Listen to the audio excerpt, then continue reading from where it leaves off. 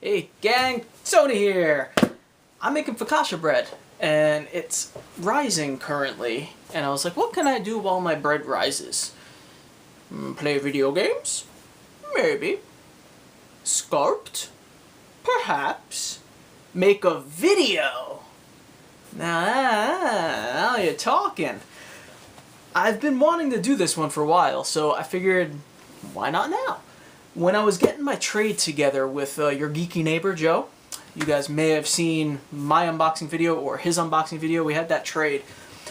And when I was getting that together, I was looking around for some stuff that he might like. He's into more like, not as, he likes horror, but I knew he was kind of more into some of the geekier stuff.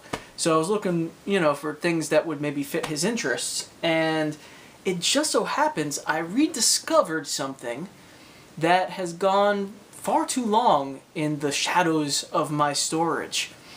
So I figured now is a great time to do one of my I forgot I own this segments. Now, to be fair, I didn't completely forget that I own these things, but when you're a collector, sometimes, it happens. You put stuff out into storage and you forget about it for a long time, or you just don't, get to enjoy it the way you might want to. So what would I rediscover?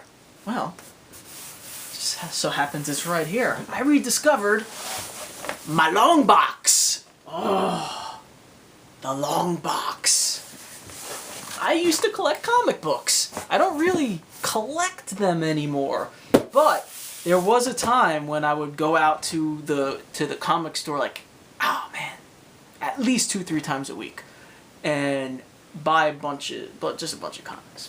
Trade comics, read comics. I used to love comics. I kind of wish I still collected, sort of. I stopped doing it because I didn't have the money for it. But I selected a few comics from my collection here that I want to show you, just to kind of give you a little bit of a view of my long box. Now, obviously, there's a ton more in here. I'm not going to go through all of them. That would be crazy talk. But I wanted to maybe give you like a little bit of a history of how I grew up as a comic lover, and where that started. So, unlike most people, I think my comic book collection started when my dad brought me to a comic book store. Actually, I guess a lot of people might have discovered comics for the first time that way. However, I always considered myself sort of a kind of a weird comic book collector, because I think most people, once they get into comics, they like really start reading a lot of different issues of different superheroes and everything else. And I, strangely enough, didn't really get into it that way. So my dad brought me to a comic store, and we walked in, we looked around a little bit, and I ended up buying probably one of the weirdest comics that a kid would or could buy, and that was the first issue of Married with Children. I actually there's another #1 on the other side that came later. I think that was part 1 of 3, so that was a little mini series they were doing. But I bought the Married with Children comic book, and I loved Married with Children, but it's a weird comic book, I guess, to buy. And I kind of stuck to that strange choice of comic books for quite a while. So I started going to comic stores, and I would only go in looking for Married with Children. That's all I would go in. Is there another Married with Children? And one day, like it probably was like weeks later, the guy who worked at the one comic store in Brooklyn was like, you could buy other comics. It's like, well, yeah, but this is the one I collect. He's like, you could collect more than one issue of comics. He's like, all right. So I ended up, again, making a strange choice, and I started collecting the Hook comic, which is basically a mini-series based on the movie. See, it says book 1 of 4. So I bought those. I guess I probably saw the movie around that time, and I was like, oh, yeah, I like Hook. So I got that. And again, I kind of fell into that same weird momentum where I'd go in and I would just buy Hook or Married with Children. And then, again, the guy was like, why not try something else? So it was around this time that I discovered what at the time was kind of a new comic book company, and that's Image Comics. And at the time, I mean, as a kid, Image Comics were like kind of like, I don't want to say cutting edge, but there was just an edge to them that the other traditional superheroes didn't have necessarily. And the first of the Image comics that I bought, certainly not one of the more edgy ones, but just happened to be the first one I saw, was Brigade. So I got number 1 of Brigade, and I continued collecting Brigade comics. I'm showing you number 1 issues of what I collect, but I have a number of, I continued buying them, obviously. So I really got into this one. I read it cover to cover, and I remember waiting impatiently for the new ones to come out. And I guess it wasn't a very popular comic because it didn't last very long.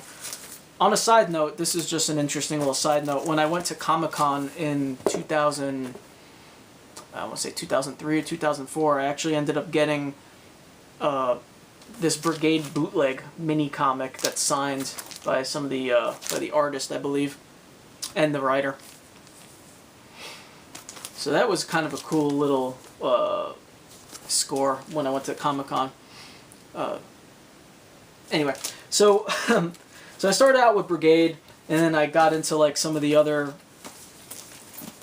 Got Violator, which was a spin-off from the Spawn comics, and Pit, which was a really cool one. I actually had the number 1 Max as well. You might remember Max from MTV. They made a cartoon of it, but I think I traded it at some point, which was probably a stupid move, but there you go. I got a ton of different Image comics. I basically started getting into this weird, like, collector mindset where I would buy number 1 issues of different things and not necessarily continue to buy them, which, is probably not the best way to go.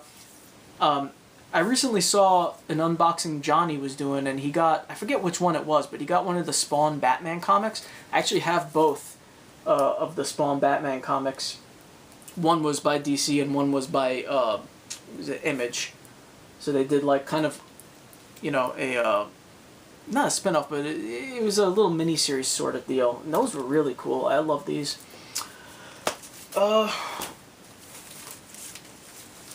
So, that's basically how it continued for me. I stuck to mostly Image comics at that point. I started getting into all those. And, every once in a while I'd snag other interesting things. Like I got my Ren and Stimpy collection. That's the first one.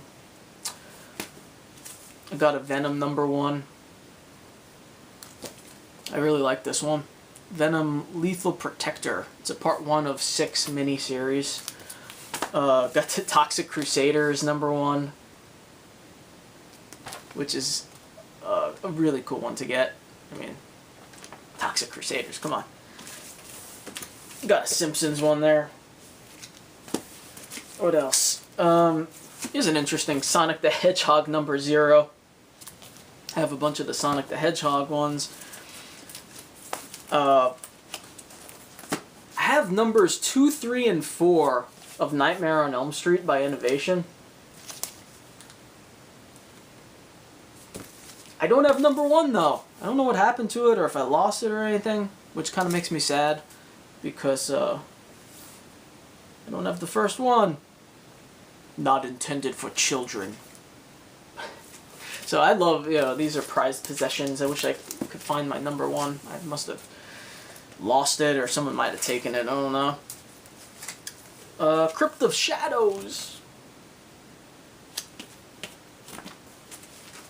And just to show you that I wasn't completely, just only getting like the Image comics and the horror comics and things like that, I also happen to have some older ones and some key issue things. I got the Marvel Super Action Star and Captain America number 1. And here's the X-Men first issue Legend Reborn, where they had all the multiple covers.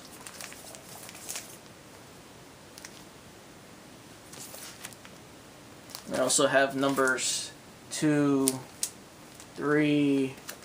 There was number 281, which was kind of like along with that. And then I kind of fell out of the game, you know. I didn't have money to really pursue comics anymore, and I stopped collecting. But every now and then I kind of get the itch again, and I'll go down to the comic shop and I'll pick up things like this one was one of my like recent, maybe like a few years ago, where I was like, "Ooh, I really want to go to a comic store." I ended up getting Marvel Zombies number 1 of 5. And I meant to actually continue collecting those or getting them all, but I never did. If you did watch the unboxing, the Ultimate Hulk versus Wolverine I gave to Joe. That was I think I bought the same day I bought this one. I bought some stuff online. I got the Nocturnals, which is a cool comic. It's another Nocturnals graphic novel. Black Planet. Halloween Girl. So, you know, I'll every once in a while dip my toes back in it. And it's been pretty cool lately because every now and then I'm getting comics in like the boxes and stuff. You know, there was the Walking Dead comic. I do actually have, I buy the books. Actually, my dad gets them for me for Christmas usually. But I have like numbers 1 through 9 of the full books. So I have like all of them up there. And the Twilight Zone one that came recently in one of the boxes. So, comics. I feel like I really want to maybe start hitting the comic store every once in a while again, and maybe start collecting 1 or 2 different things. I don't want to go crazy because I don't have the money for it, but that is the history of my comic collecting featuring the long box. This is cool. Everything can be beaten. It's just a really twisted mini comic. Alright guys, I had fun going through some of my comics with you. I hope you enjoyed seeing what I had, what I used to collect, and where my hobby might be going in the future. I don't know. We'll see. I'll catch you up maybe tomorrow, maybe not. I don't know. I might make some more videos soon. I've been trying to get a few in before work starts again. Breathe deep in the night. I'll catch you later. Bye.